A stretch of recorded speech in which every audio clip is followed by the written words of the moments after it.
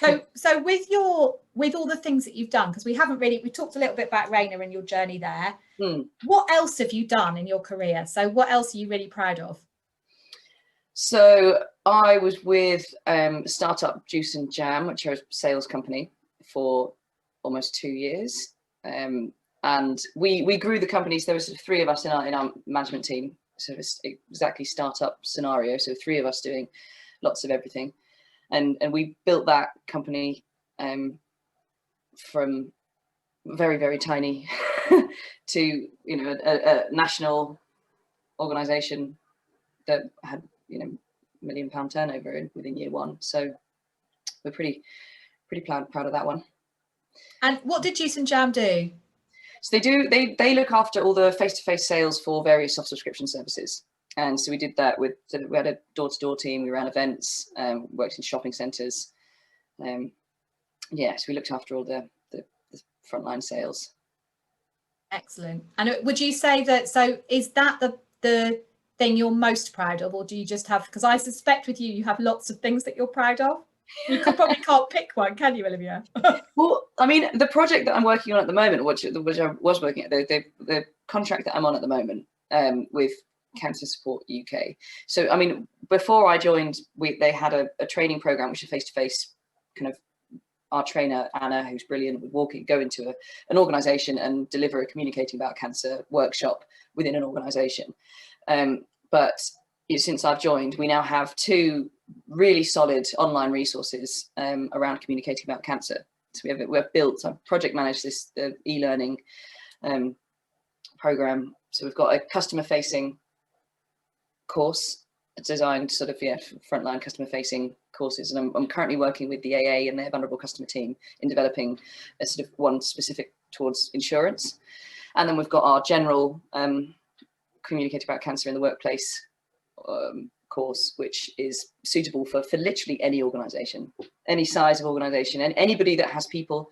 Unfortunately, cancer it pretty much affects everybody, but 1 in 2 people will statistically get a diagnosis at some point, which it's a big topic. But that as a project I'm really proud of, being able to create that cancer awareness, being able to give people the tools to be able to manage those conversations, which it's difficult. Yeah, it's a really tough one, and I know that to do something like that is really valuable.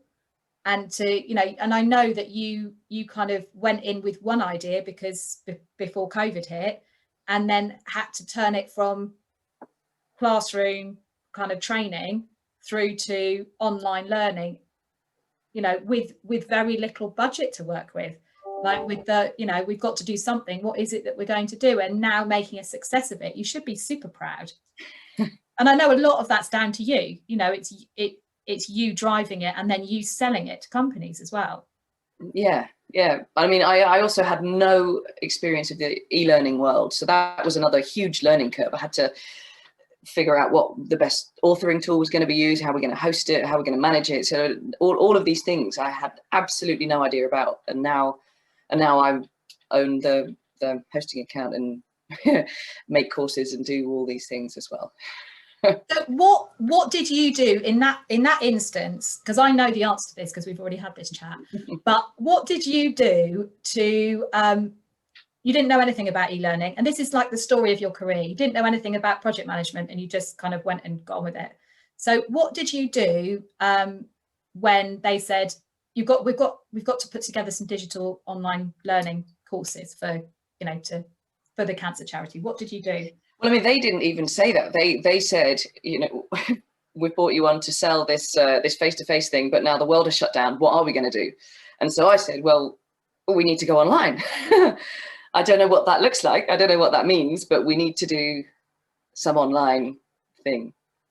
So then it took a lot of research. I just went out and I think I found some people that were involved in learning and development within massive organizations. I said, how do you deliver training to your staff on a large scale?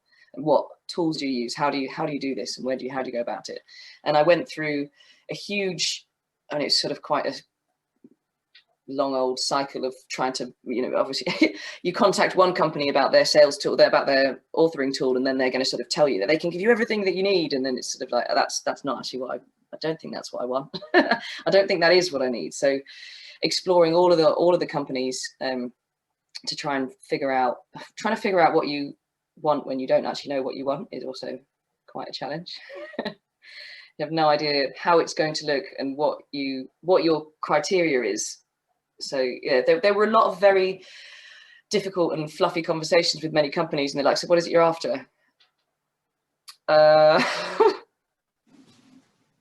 Yes. It's like, right, that's helpful. Well, you pay us this and we'll give you this. It's like,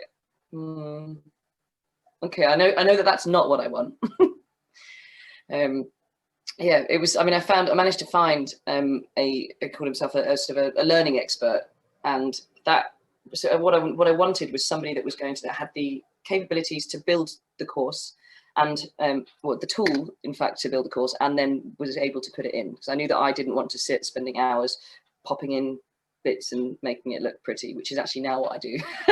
now that we own the tool and we're sort of using the authoring tool to build internal training as well as the external training. Yeah, so it was a massive journey. It was a massive struggle, which took probably about a month, which I'd promised in the beginning that I was going to take. I didn't promise, I had set out that it was going to be about 3 months end to end before we had a course that we could then take to market. And I had to spend the first month, I think it was about 6 weeks, actually learning about it and finding out what I needed in order to be able to do this. So that, again, trying to plan a project and trying to, put down deliverables and manage expectations when you literally have no idea about how long this takes. And then speaking with industry experts and speaking with organizations that do e-learning things, that it can take up to a year to make. So, I've said I'm going to do it in 3 months. Can I do that? It's like, well, you can do anything in any amount of time. It just depends what your criteria are. So did you do it? Yeah. Well, I mean, we did it. It took about 5 months in total. Yeah. But yeah, we did it. We have a pretty solid resource that I'm quite proud of. Not quite proud of. Very proud of, Olivia. Very proud of. Yeah.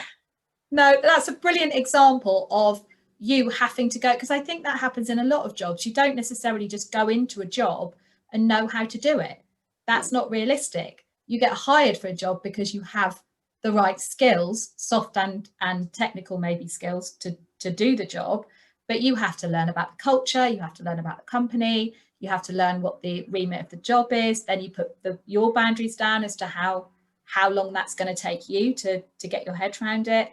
So the interview process when you go for a job interview is only the beginning of a very long journey. And I think some people think it's, that's the end game, is the interview. That's the beginning game. So, and then then as you've just described, you then go through this massive learning curve of like, what do people want? How does that work? etc. So I just think that that was a really great example. Thank you for that one.